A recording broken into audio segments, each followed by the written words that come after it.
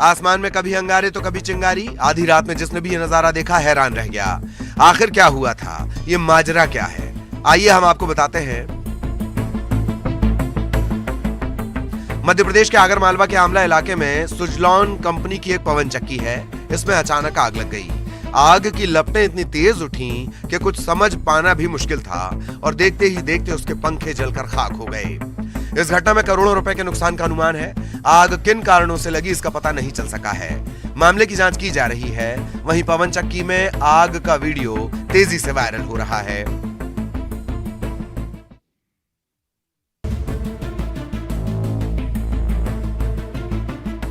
अगर ये कहे कि राजधानी रायपुर में बदमाश बेखौफ हो गए हैं तो इसमें कुछ गलत नहीं होगा।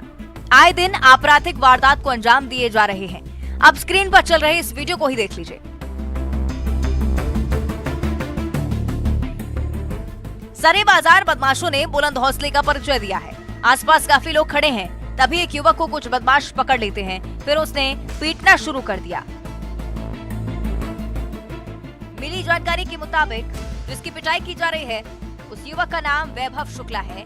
वहीं सुमित, भावेश शुक्ला सहित अन्य युवकों पर पिटाई का आरोप लगा है। मारपीट का वीडियो सामने आने के बाद से ही आजाद चौक पुलिस ने 6 से ज्यादा लोगों पर केस दर्ज किया है। आरोपियों की गिरफ्तारी के लिए छापेमारी की जा रही है।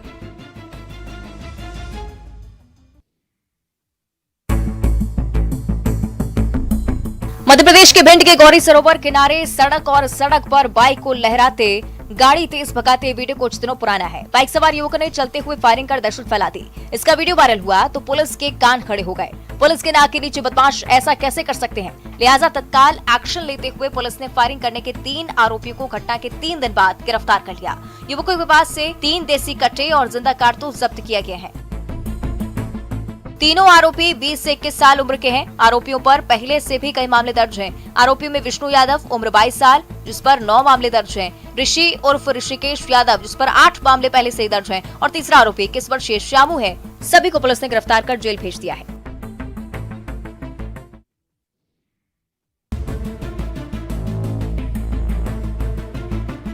बीच बाजार लाठी डंडों की बौछार। तस्वीरें मध्य प्रदेश के दमोह जिले की हैं। यहाँ सिटी कोतवाली थाना में लगे मेले में 2 दुकानदारों के बीच जमकर विवाद हो गया। इसके बाद देखते ही देखते विवाद हिंसक हो गया और जमकर लाठी डंडे चलने लगे।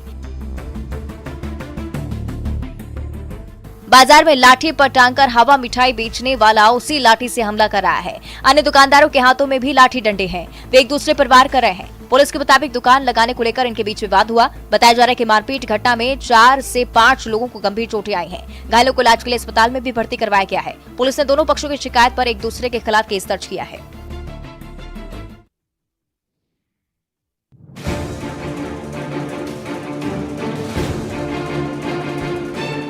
मध्य प्रदेश सरकार अतिक्रमण के खिलाफ लगातार कार्रवाई कर रही है। मुख्यमंत्री शिवराज सिंह चौहान आए दिन दबंगों माफियाओं को चेतावनी देते रहते हैं। वहीं दूसरी ओर अवैध कब्जों पर प्रशासन का बुलडोजर भी लगातार चलता रहता है।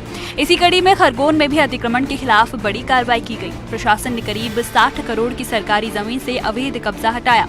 3 भवन और गेहूं की खड़ी फसल पर बुलडोजर चलाया। 2017 में रेप के आरोपी योगेश ठक्कर ने कृषि फर्म के नाम से जमीन पर अवैध कब्जा जमा रखा था। इसी माध्यम से माफियाओं को एक संदेश देने की कोशिश भी है।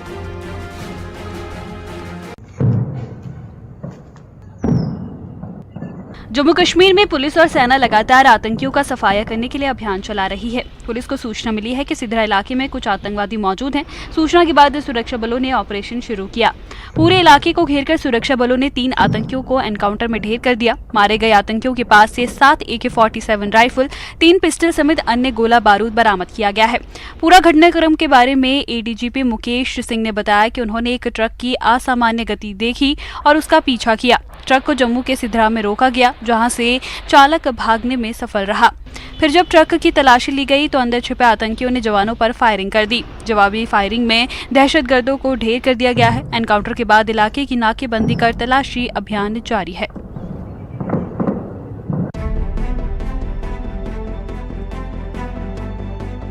छत्तीसगढ़ के अलग अलग जिलों में हाथी कहर बरपा रहे हैं। कवर्धा जिले के वनांचल इलाके में भी हाथियों के उत्पात से लोग परेशान हैं। तस्वीरें वनांचल इलाके के बोरला विकासखंड के गभोड़ा गांव की हैं। यहाँ हाथियों ने 3 घरों को क्षतिग्रस्त कर दिया। इसके बाद से ग्रामीण दहशत में जी रहे हैं। ग्रामीण बताते हैं कि इलाके में कम से कम 7 हाथी लगातार घूम रहे हैं। हाथी कभी फसल को नुकसान पहुंचा रहे हैं तो कभी उनके घरों पर हमला बोल रहे हैं। हाथियों की दहशत के बीच जिंदगी जीने को ग्रामीण मजबूर हैं। वन विभाग से भी उनकी शिकायत है। शिकायत ये कि हाथियों को दूर करने के लिए कोई ठोस कदम नहीं उठाया जा रहा।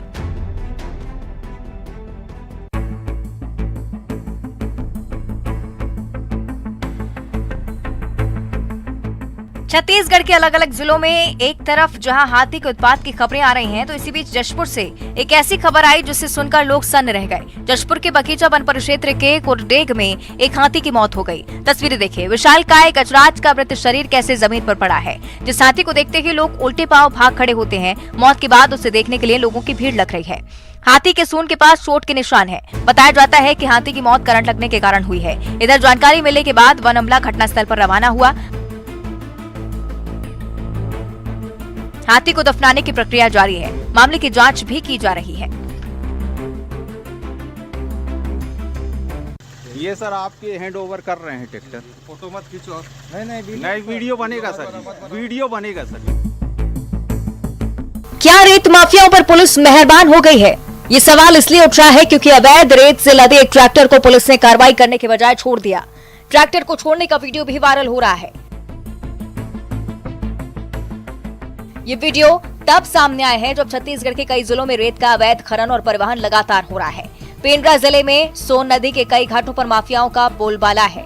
विशेषरा, कोलबिरा, मोहरी, दानीकुंड, करगी कला घाट से बालू का उठाव लगातार जारी है। वीडियो पर पुलिस की तरफ से कोई सफाई नहीं आई है, लेकिन अगर ऐसा होता है तो इस तरह के मामले महकमे को कटघरे में खड़े करते हैं।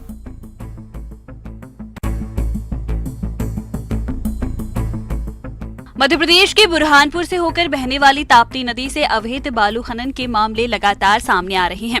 ऐसी ही शिकायतें जब कलेक्टर तक पहुंची तो कलेक्टर भाव्या मित्तल एक्टिव हुई और पहुंच गई वहां जहां से बालू के अवैध खनन की शिकायतें सामने आ रही थी। तस्वीरें देखिए, वीरान सुनसान इलाके में कलेक्टर खनिज विभाग के अधिकारियों के साथ मौके पर डटी हैं। यहां उन्होंने नदी के राजघाट, सतियारा घाट और नागझिरी घाट पर जाकर हालात का जायजा लिया। इधर आला अधिकारियों के औचक निरीक्षण से माफियाओं में हड़कंप मच गया। अवैध परिवहन कर रहे लोग जैसे तैसे मौके से भाग खड़े हुए। वहीं घाटों पर छोड़ी गई ट्रैक्टर ट्रॉली और बालू को प्रशासन ने जब्त कर आगे की कार्रवाई शुरू कर दी है।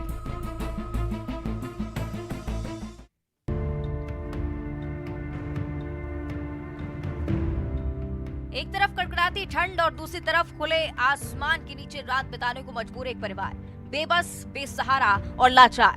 तस्वीरें देखिएगा तो रूहें ठंड से नहीं, इनके हालात देखकर सिहर उठेंगी। एक अंधेरा कमरा और उनकी जमीन पर दुबके बैठे कुछ लोग। बगल में चूल्हा जल रहा है जिससे जल रही है पेट की आग को शांत करने की उम्मीद की लौ। तस्वीरें छत्तीसगढ़ के जशपुर जिले की हैं। यहाँ घर के मालिकाना हक को लेकर पंचायत सचिव ने एक परिवार को घर से बाहर निकाल दिया। पंचायत सचिव ने परिवार के सामान को भी घर से बाहर फेंक दिया। नगर पंचायत बगीचा के सुखबासु पारा का ये मामला है। 8 महीने पहले आई थी, कैसे बोले 2 महीने की खट्टी नहीं डाल सकती? क्यों नहीं डाल सकते? मध्य प्रदेश के पथरिया विधानसभा क्षेत्र से विधायक रामबाई को तो आप जानते ही होंगे।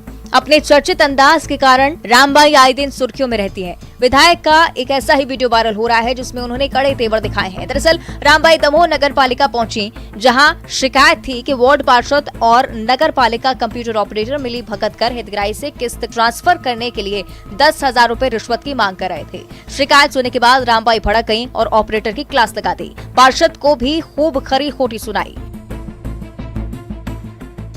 विधायक के तेवर के सामने आने के बाद ऑपरेटर ने नखड़ा दिखाया, लेकिन उसकी एक न चली। जिस काम के लिए हितग्राही को पिछले 8 महीने से टहलाया जा रहा था, विधायक के धमकाते ही मिनट में हो गया।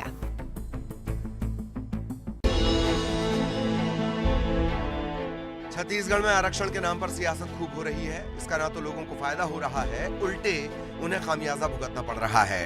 पहले आदिवासी समाज ने आरक्षण को लेकर रैली निकालते हुए राजभवन तक मार्च किया था।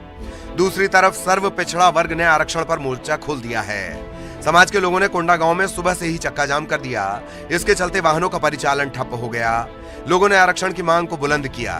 वहीं दूसरी तरफ यातायात ठप होने से आम लोगों की परेशानियां बढ़ गईं। तस्वीरें राष्ट्रीय राजमार्ग संख्या 30 की हैं, जिसे जाम कर प्रदर्शनकारी डट गए। इसके चलते घंटों हाईवे पर वाहनों की कतार लगी रही।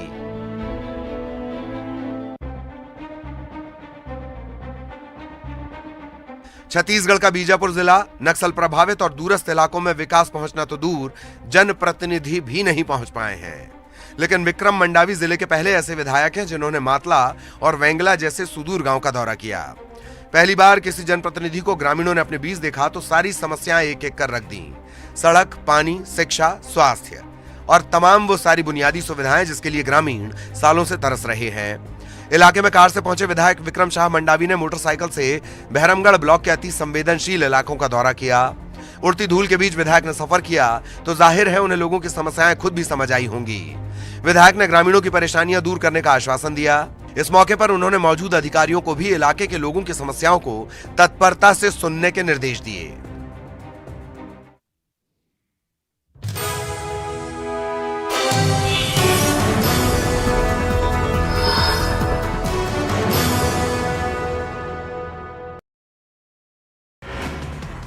छत्तीसगढ़ में ईडी की कार्रवाई पर मुख्यमंत्री भूपेश बघेल ने बड़ा बयान दिया। उन्होंने कहा कि भाजपा कुछ नहीं कर पा रही है तो ईडी को सामने करे।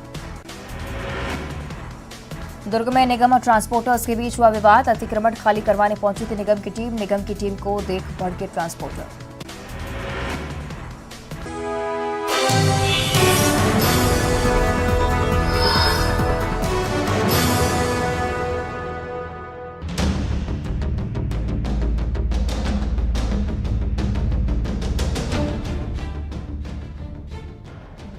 कोरबा में सांप निकलने की घटनाएं आए दिन सामने आती रहती हैं। यहां आए दिन अलग अलग प्रजाति के सांप देखने को मिल रहे हैं। इस बार सांप ने सीएसईबी के कार्यपालक निर्देशक बीडी बघेल के बंगले पर अपनी मौजूदगी दर्ज करवाई। इस कड़ाके की ठंड में बीडी बघेल के बंगले पर जब 5 फीट लंबा सांप दिखाई दिया तो चौकीदार ने साधारण सांप समझकर भगाने की कोशिश की। इसी बीच सांप फन निकाल कर बैठ गया। इसे देखकर चौकीदार के होश उड़ गए। डरे सहमे चौकीदार ने तुरंत इसकी जानकारी अपने अधिकारियों को दी। इसके बाद अधिकारी ने बिना देर किए स्नेक रेस्क्यू टीम प्रमुख जितेंद्र सारथी को सूचना दी। सूचना मिलते ही सारथी सीएसईबी कॉलोनी पहुंचे और झाड़ी में छिपकर बैठे सांप को बड़ी सावधानी से बाहर निकाला। फिर उसे एक बड़े से डिब्बे में रखा। तब कहीं जाकर लोगों ने राहत की सांस ली।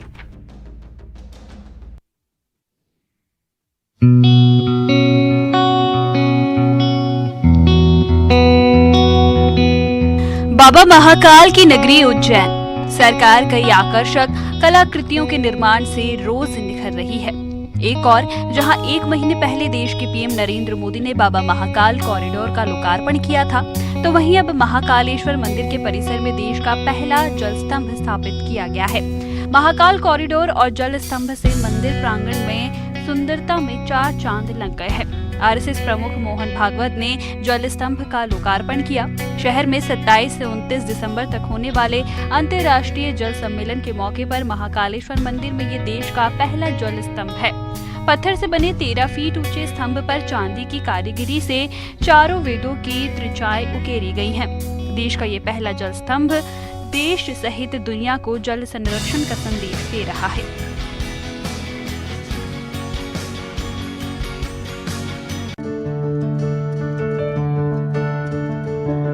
बाबा महाकाल की नगरी उज्जैन महाकाल के दर पर सिर झुकाने की लालसा हर किसी के मन में होती है। हर कोई यहाँ आकर बाबा के दर्शन करना चाहता है, मन्नतें मांगना चाहता है। आम लोगों की कतार तो यहाँ रहती ही है। आए दिन बड़ी हस्तियां भी यहाँ मत्था टेकने पहुँचते रहते हैं। इसी कड़ी में क्रिकेटर एस श्रीसंत और जाने माने कलाकार हिंदुस्तानी भाऊ भी उज्जैन पहुँचे। यहाँ उन्होंने बाबा महाकाल के दर्शन किए। दोनों ने करीब 30 मिनट तक मंदिर के नंदी हॉल में वक्त बिताया। आपको बता दें कि 24 दिसंबर से 5 जनवरी तक मंदिर के गर्भगृह में प्रवेश वर्जित है, लिहाजा श्रद्धालु नंदी हॉल में ही अपनी उपस्थिति दर्ज करा रहे हैं।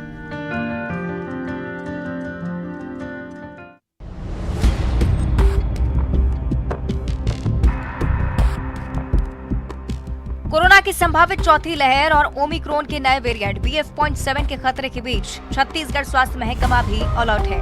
विभाग अपने संसाधनों को मजबूत करने में जुटा हुआ है।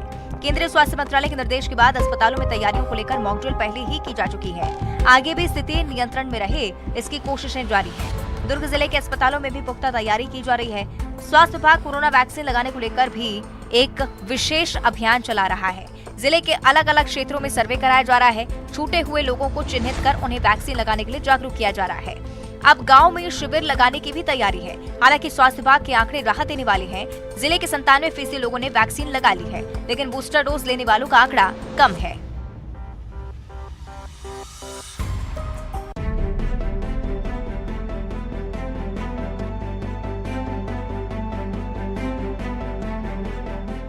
उत्तर भारत से आ रही सर्द हवा के असर से मध्य प्रदेश के अधिकतर शहरों में सिहरन बनी हुई है। मंगलवार को 11 शहरों में न्यूनतम तापमान 10 डिग्री सेल्सियस से नीचे दर्ज किया गया। मौसम वैज्ञानिकों के मुताबिक 2 दिन बाद तापमान में और गिरावट आने की संभावना है। इधर श्योपुर जिले से आई तस्वीरें बेहद दर्दनाक हैं। ठंड ने उन लोगों का जीना मुहाल कर दिया है जो रोज कमाते और खाते थे। उनकी मुसीबतें लगातार बढ़ती जा रही हैं। बाहर से आए मुसाफिर या तो बस स्टैंड पर रात गुजार रहे हैं या फिर पेड़ों के नीचे। लोगों की शिकायत है कि शहर में कई रैन बसेरे अब तक बंद पड़े हैं, जिसके चलते लोगों को सर्दी में खुले आसमान के नीचे रात गुजारनी पड़ रही है। चौक चौराहों पर अलाव जलाकर लोग ठंड से बचने की कोशिश कर रहे हैं। अलाव की व्यवस्था को लेकर भी जिला प्रशासन पर सवाल उठ रहे हैं।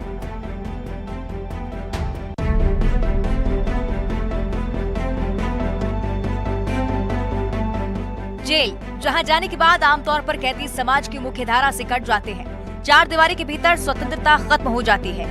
जाहिर है ये गुनाहों की सजा है, लेकिन मध्य प्रदेश के खंडवा जेल की 4 दीवारी के भीतर सजा काट रही महिला कैदियों के चेहरे पर एक नई मुस्कान है। उन्होंने कभी सोचा नहीं था कि जेल में उनके जीवन को एक नई दिशा मिलेगी। यहाँ महिलाओं को अक्षर ज्ञान भी दिया जा रहा है। पूरी तरह से शिक्षित कई महिला कैदी जो क ख ग भी नहीं लिख पाती थी, अब अपना नाम लिखना सीख गई है। जेल अधीक्षक का ये प्रयास महिला कैदियों के जीवन में परिवर्तन ला रहा है। महिला कैदियों को प्रतिदिन 1 घंटे तक पढ़ाया जा रहा है। उन्हें साक्षर करने में पूरी टीम जुटी हुई है। गंभीर अपराधों में बंद महिलाओं ने अब अपने हाथों में कलम थाम ली है।